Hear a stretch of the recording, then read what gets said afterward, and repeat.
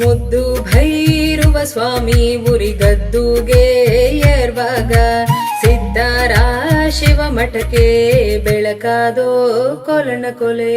ಮುದ್ದು ಭೈರುವ ಸ್ವಾಮಿ ಉರಿಗದ್ದುಗೆ ಏರ್ವಾಗ ಸಿದ್ಧಾರ ಶಿವ ಮಠಕ್ಕೆ ಬೆಳಕಾದೋ ಕೊಲನ ಕೊಲೆ.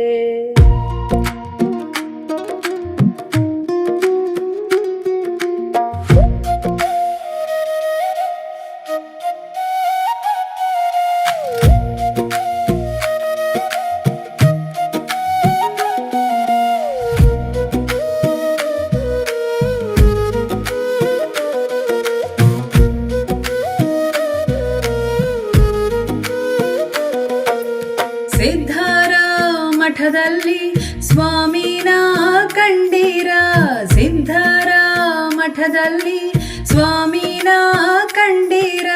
ಸಂಪಿಗೆ ವನದ ನೆರಳಲ್ಲಿ ಕೊಲನ ಕೊಲೆ, ಸಂಪಿಗೆ ವನದ ನೆರಳಲ್ಲಿ ಕೊಲನ ಕೊಲೆ. ಸಂಪಿಗೆ ವನದ ನೆರಳಲ್ಲಿ ಭೈರುವ, ಸಂಪಿಗೆ ವನದ ನೆರಳಲ್ಲಿ ಭೈರುವ. ನವಿಲಿಂದ ಕುಣಿಯುವ ಸಿರಿ ನೋಡೆ ಕೊಲನ ಕೊಲೆ. ಮುದ್ದು ಭೈರುವ ಸ್ವಾಮಿ ಉರಿಗದ್ದುಗೆ ಏರ್ವಾಗ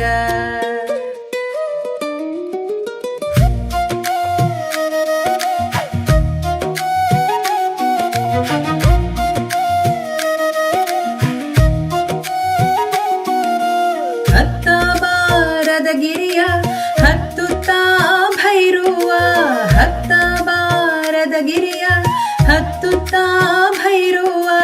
ಹೆಜ್ಜೆಜ್ಜೆಗೂ ಕಿನ್ನುಡಿ ನುಡಿಸುತ್ತಾ ಕೊಲನ ಕೊಲೆ, ಹೆಜ್ಜೆಜ್ಜೆಗೂ ಕಿನ್ನುಡಿ ನುಡಿಸುತ್ತಾ ಕೊಲನ ಕೊಲೆ. ಹೆಜ್ಜೆಜ್ಜೆಗೂ ಕಿನ್ನುಡಿ ನುಡಿಸುತ್ತಾ ಭೈರುವ, ಹೆಜ್ಜೆಜ್ಜೆಗೂ ಕಿನ್ನುಡಿ ನುಡಿಸುತ್ತಾ ಭೈರುವ. ಮೇಲ್ಹೋಗಿ ಕುಂತವನೇ ಗಿರಿಯಲ್ಲಿ ಕೊಲನ ಕೊಲೆ, ಮೇಲ್ಹೋಗಿ ಕುಂತವನೇ ಗಿರಿಯಲ್ಲಿ ಕೊಲನ ಕೊಲೆ. ಮುದ್ದು ಭೈರುವ ಸ್ವಾಮಿ ಉರಿಗದ್ದುಗೆ ಏರ್ವಾಗ ಹುಟ್ಟಿದ ಅಕ್ಕಿಯ ಕೊಂಡು ಕುಡಿಕೆ ತುಪ್ಪವ ಕೊಂಡು, ಹುಟ್ಟಿದ ಅಕ್ಕಿಯ ಕೊಂಡು ಕುಡಿಕೆ ತುಪ್ಪವ ಕೊಂಡು.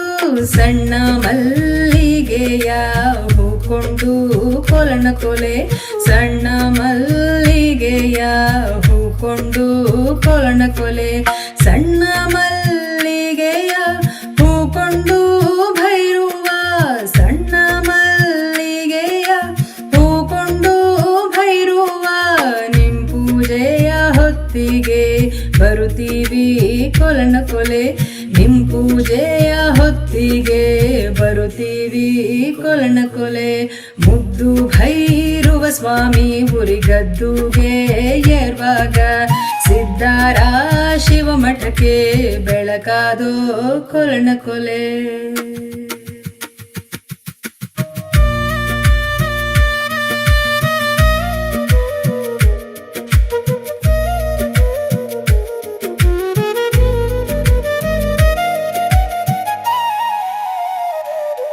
ಸಿದ್ಧಾರ ಶಿವ ಮಠಕ್ಕೆ ಬೆಳಕಾದೋ ಕೊಲನ ಕೊಲೆ.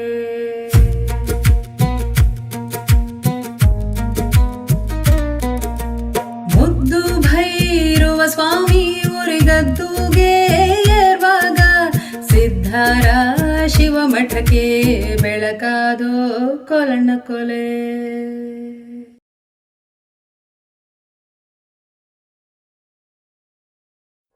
ಆಹಾ, ಮುದ್ದು ಭೈರವನ ಬಗ್ಗೆ ಎಂತಹ ಅದ್ಭುತ ಜೀವಂತ ಜನಪದ ಗೀತೆ ಇದು. ಈ ಹಾಡು ಕೇಳ್ತಾ ಇದ್ದಾಗಲೇ ನಾವು ಆ ಗಿರಿಯ ದಾರಿಯಲ್ಲೇ ನಡ್ಕೊಂಡು ಹೋಗ್ತಿದ್ದೀವೇನೋ ಅನ್ನೋ ಭಾವನೆ ಮೂಡುತ್ತೆ. ಆ ತಾಳ, ಆ ಸ್ವರ, ಆ ಭಕ್ತಿ ನಮ್ಮನ್ನೇ ಆ ಭಕ್ತರ ಸಾಲಿಗೆ ಕರೆದೊಯ್ಯುವಂತಿದೆ. ನೀವು ಕೂಡ ಯಾವಾಗಲಾದರೂ ಬೆಟ್ಟದ ಮೇಲೆ ಇರೋ ದೇವ್ರನ್ನ ನೋಡೋಕೆ ಕಾಲ್ನಡಿಗೆಯಲ್ಲಿ ಹೋಗಿರ್ಬೋದು. ಮೇಲ್ ಹತ್ತುವಾಗ ದೇಹ ದಣಿತಾ ಇದ್ರೂ ದರ್ಶನವಾದ ಕ್ಷಣದಲ್ಲೇ ಮನಸ್ಸು ಹಗುರವಾಗುತ್ತೆ. ಅದು ಬರಿಯ ಬೆಟ್ಟವಲ್ಲ, ಅದೊಂದು ದೈವಿ ಆಕರ್ಷಣೆ. ಅಂತಹದೇ ಒಂದು ದಿವ್ಯ ಅನುಭವ ಸಿಗೋ ಸ್ಥಳ ನಮ್ಮ ಮಂಡ್ಯ ಜಿಲ್ಲೆಯ ನಾಗಮಂಗಲ ತಾಲೂಕಿನಲ್ಲಿರುವ ದಕ್ಷಿಣ ಕಾಶಿ ಎಂದೇ ಕರೆಯಲ್ಪಡುವ ಶ್ರೀ ಆದಿಚುಂಚನಗಿರಿ. ಆದಿಚುಂಚನಗಿರಿ ಕೇವಲ ಒಂದು ಧಾರ್ಮಿಕ ಕ್ಷೇತ್ರವಲ್ಲ, ಇದು ನಾಥ ಪಂಥದ ಅತ್ಯಂತ ಪ್ರಮುಖವಾದ ಮಹಾ ಸಂಸ್ಥಾನ. ನಾಥ ಪಂಥದ ಯೋಗಿಗಳು ಮತ್ತು ಸಿದ್ಧರು ತಪಸ್ಸು ಮಾಡಿ ತಮ್ಮ ಆಧ್ಯಾತ್ಮಿಕ ಶಕ್ತಿಯನ್ನ ಬೆಳೆಸಿಕೊಂಡ ಪುಣ್ಯಭೂಮಿ ಇದು. ಪುರಾಣಗಳ ಹಾಗೂ ಜನಪದ ಕಥೆಗಳ ಪ್ರಕಾರ ಈ ಕ್ಷೇತ್ರವನ್ನ ಸ್ವತಃ ಶಿವನೇ ಅನುಗ್ರಹಿಸಿದನಂತೆ. ಚುಂಚ ಹಾಗೂ ಕಂಚ ಎಂಬ ರಾಕ್ಷಸರ ಸಂಹಾರದ ನಂತರ ಶಿವನು ಈ ಜವಾಬ್ದಾರಿಯನ್ನ ಒಬ್ಬ ಸಿದ್ಧ ಯೋಗಿಗೆ ವಹಿಸ್ತಾನೆ. ಅಂದಿನಿಂದ ಈ ಮಠ ನಾಥ ಪರಂಪರೆಯನ್ನ ಅಂದ್ರೆ ಶಿವತತ್ವವನ್ನ ಸಮಾಜದಲ್ಲಿ ಪಸರಿಸುತ್ತಾ ಬಂದಿದೆ. ಈ ನಾಥ ಪರಂಪರೆಯಲ್ಲಿ ಕಾಲಭೈರವನ ಆರಾಧನೆಗೆ ಅತ್ಯಂತ ಹೆಚ್ಚಿನ ಮಹತ್ವವಿದೆ. ಮಿತ್ರರೇ ನಮಸ್ಕಾರ, ಸೆಲೆಬ್ರೇಟ್ ಕನ್ನಡ ಯೂಟ್ಯೂಬ್ ಚಾನೆಲ್ಗೆ ಸ್ವಾಗತ. ಇವತ್ತು ನಾವು ಆರಾಧಿಸ್ತಿರೋದು ಆದಿಚುಂಚನಗಿರಿಯ ಅಧಿದೈವ ಕಾಲಭೈರವನನ್ನ. ಭೈರವನ ಆರಾಧಕರು ಅಪಾರ. ಕಾಲಭೈರವ ಎಂದರೆ ಸಾಕ್ಷಾತ್ ಪರಶಿವನ ಅತ್ಯಂತ ಉಗ್ರ ಸ್ವರೂಪ. ಕಾಲವನ್ನೇ ನಿಯಂತ್ರಿಸುವ, ಅಜ್ಞಾನದ ಕತ್ತಲೆಯನ್ನ ಸೀಳಿ ಸತ್ಯದ ಬೆಳಕನ್ನು ತೋರುವ ಮಹಾಶಕ್ತಿ ಈತ. ಆತನ ದೃಷ್ಟಿ ಎಂತಹ ಕೆಟ್ಟ ಶಕ್ತಿಗಳನ್ನಾದರೂ ಸುಟ್ಟು ಭಸ್ಮ ಮಾಡಬಲ್ಲ ಅಗ್ನಿ ರೂಪವಾದದ್ದು. ಈತನನ್ನ ಕಾಲಭೈರವ, ಬಾಗಿಲು ಭೈರವ, ಬೆಟ್ಟದ ಭೈರವ, ಗುಡಿ ಭೈರವ ಅಂತ ಹಲವು ನಾಮಗಳಿಂದ ಕರೀತಾರೆ. ಕೆಲವರಿಗೆ ಆತ ಮನೆ ದೈವ, ಇನ್ನು ಕೆಲವರಿಗೆ ಕುಲದೈವ, ಆದರೆ ಜನಪದರ ಹೃದಯದಲ್ಲಿ ಆತ ಮುದ್ದು ಭೈರವ. ಆತನ ದರ್ಶನ ಪಡೆಯಲು ಆ ಗಿರಿಯತ್ತ ಹೆಜ್ಜೆ ಹಾಕೋದೇ ಒಂದು ಭಾಗ್ಯ. ಆ ಪಯಣದ ದಾರಿಯುದ್ದಕ್ಕೂ ಕಣ್ಮನ ಸೆಳೆಯುವ ದೃಶ್ಯಗಳು ಅನಾವರಣಗೊಳ್ತವೆ. ಸಾಲು ಸಾಲಾಗಿ ಸಾಗುವ ಭಕ್ತರು ಕೋಲಾಟದ ತಾಳಕ್ಕೆ ಹೆಜ್ಜೆ ಹಾಕ್ತಾ ಭಕ್ತಿಯಲ್ಲಿ ಮಿಂದೇಳ್ತಾರೆ. ಒಬ್ರು ಹಾಡನ್ನು ಶುರು ಮಾಡಿದ್ರೆ ಉಳಿದವರೆಲ್ಲರೂ ಕೋಲಣ್ಣ ಕೋಲೆ ಎಂದು ದನಿಗುಡಿಸುವ ಪರಿ ಅದೆಷ್ಟು ಸುಂದರ. ಆ ತಾಳ, ಆ ಹೆಜ್ಜೆ, ಆ ಸ್ವರ ಎಲ್ಲವೂ ಬೆರೆತು ಒಂದು ಭಕ್ತಿಯ ನಾದವನ್ನೇ ಸೃಷ್ಟಿಸ್ತದೆ. ಇಲ್ಲಿ ಬರುವ ಕೋಲಣ್ಣ ಕೋಲೆ ಕೇವಲ ಪದಗಳಲ್ಲ, ಅದು ಕೋಲಾಟದ ತಾಳ, ಸಮೂಹದ ಸ್ವರ ಮತ್ತು ಭಕ್ತಿಯ ಅಚಲ ಲಯ. ಈ ಹಾಡಲ್ಲಿ ಬರೋ ಉರಿಗದ್ದುಗೆ ಅನ್ನೋ ಪದವಂತೂ ತುಂಬಾನೇ ವಿಶೇಷ. ದೇವರು ಅಥವಾ ಯೋಗಿಗಳು ತಪಸ್ಸು ಮಾಡಿ ತಮ್ಮ ದೈವಿಕ ಶಕ್ತಿಯನ್ನ ನೆಲೆಗೊಳಿಸಿದ ಪವಿತ್ರ ಪೀಠವನ್ನೇ ಜನಪದರು ಉರಿಗದ್ದುಗೆ ಅಂತ ಕರೀತಾರೆ. ಹಾಗೆಯೇ ಸಂಪಿಗೆ ವನ, ನವಿಲ ನರ್ತನ ಇವೆಲ್ಲವನ್ನ ಕೇಳ್ತಾ ಇದ್ರೆ ಗೊತ್ತಾಗುತ್ತೆ ನಮ್ಮ ಜನಪದರಿಗೆ ದೇವರಂದ್ರೆ ಕೇವಲ ಕಲ್ಲಿನ ವಿಗ್ರಹವಲ್ಲ, ಪ್ರಕೃತಿಯ ಮಡಿಲಲ್ಲಿರೋ ಜೀವಂತ ಶಕ್ತಿ ಅಂತ. ಕಷ್ಟದ ಬೆಟ್ಟದ ಹಾದಿಯನ್ನ ಭೈರವ ಎಷ್ಟು ಸುಲಭವಾಗಿ ಹತ್ತುತ್ತಾನೆ ಅಂತ ಜನಪದರು ಇಲ್ಲಿ ಹೇಳ್ತಾರೆ. ಆತ ಏರುವಾಗ ಪ್ರತಿ ಹೆಜ್ಜೆಯಲ್ಲೂ ಕಿನ್ನುಡಿ ನುಡಿತಾ ಇರುತ್ತೆ ಎಂಬ ಕಲ್ಪನೆ ಮಾಡಿಕೊಂಡ್ರೆ ಮೈ ರೋಮಾಂಚನವಾಗುತ್ತೆ. ಇನ್ನು ಅರ್ಪಣೆ ಬಗ್ಗೆ ಹೇಳೋದಾದ್ರೆ ಇಲ್ಲಿ ಚಿನ್ನ ಬೆಳ್ಳಿಗಳ ಆಡಂಬರ ಇಲ್ಲ, ಬದಲಿಗೆ ಭಕ್ತರ ಶುದ್ಧ ಮನಸ್ಸಿದೆ. ತಾವು ಕಷ್ಟಪಟ್ಟು ಬೆಳೆದ ಅಕ್ಕಿ, ಮನೆಯ ತುಪ್ಪ, ಆ ಮಲ್ಲಿಗೆ ಹೂವಿನ ಅರ್ಪಣೆಯಲ್ಲೇ ಭಕ್ತಿಯ ಪರಾಕಾಷ್ಠೆ ಇದೆ. ಕೊನೆಯಲ್ಲಿ ನಿನ್ನ ಪೂಜೆಯ ಹೊತ್ತಿಗೆ ನಾವೆಲ್ಲ ಬರ್ತೀವಿ ಅಂತ ಹಾಡ್ತಾ ಸಾಗುವ ಆ ಭಕ್ತರ ಧ್ವನಿ ಕೇಳಿದ್ರೆ ದೇವರು ನಮಗಾಗಿ ಕಾಯ್ತಿದ್ದಾನೆ ಅನ್ನೋ ಅವರ ದೃಢ ನಂಬಿಕೆ ಎದ್ದು ಕಾಣುತ್ತೆ. ಆ ನಂಬಿಕೆ ಭಕ್ತನಿಗೂ ದೇವರಿಗೂ ಮಧ್ಯೆ ಇರೋ ಎಂತಹ ಆಪ್ತವಾದ ಸಂಬಂಧವನ್ನು ತೋರಿಸುತ್ತೆ ಅಲ್ವಾ.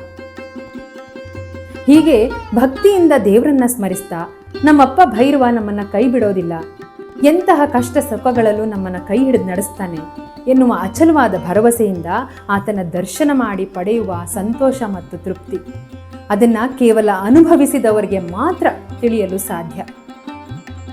ಈ ಭವ್ಯ ಕ್ಷೇತ್ರಕ್ಕೆ ಮತ್ತೊಂದು ಆಯಾಮವನ್ನ ನೀಡಿ ಆಧುನಿಕ ಯುಗಕ್ಕೆ ಪರಿಚಯಿಸಿದ ಕೀರ್ತಿ ಪರಮ ಪೂಜ್ಯ ಜಗದ್ಗುರು ಶ್ರೀ ಶ್ರೀ ಶ್ರೀ ಡಾಕ್ಟರ್ ಬಾಲಗಂಗಾಧರನಾಥ ಮಹಾಸ್ವಾಮೀಜಿಯವರಿಗೆ ಸಲ್ಲಬೇಕು.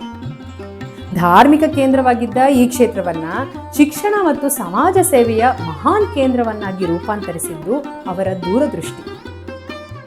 ಅವರು ನಿರ್ಮಿಸಿದ ಕಾಲಭೈರವೇಶ್ವರ ದೇವಾಲಯದ ಶಿಲ್ಪಕಲೆ ದ್ರಾವಿಡ ಮತ್ತು ಚೋಳ ಶೈಲಿಯ ಅದ್ಭುತ ಸಂಗಮವಾಗಿದ್ದು, ಶಿಕ್ಷಣ ಮತ್ತು ಅನ್ನದಾಸೋಹದ ಮೂಲಕ ಅವರು ಸಾವಿರಾರು ವಿದ್ಯಾರ್ಥಿಗಳ ಪಾಲಿನ ದೈವವಾಗಿದ್ದರು.